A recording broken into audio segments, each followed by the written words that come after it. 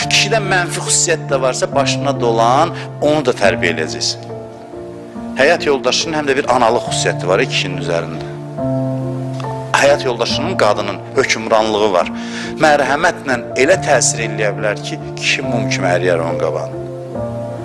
Hətta ən ağır xasiyyətli kişinin də təsir elər, eləməsə də yenə də o ilə dirənməkdənsə güzəşt eləyəndə daha yaxşı olur. Və kişiyə qadın, ana, ataya nüfuz verərsə, avtoritet verərsə, ata evə girəndə hər gün elə bir hadisədir, durun ata gəlib, qaçsın qabağına falan, qorxudan yox, hörmətdən. O kimi atanın, ata da ki, bundan sui-istifadə eləməz. Kişi də bundan sui-istifadə eləməsin, fironluq eləsin. Yox, kişi də məhəbbət göstərsin. Bax, belə kişinin evdə məhəbbət göstərməyi qız uşağına müsbətdir. Yox, qürursuz kişinin ayaqaltı olan, üzr istəyirəm ifadəmə görə, kişinin sevgisinin də o qədər təsiri yoxdur.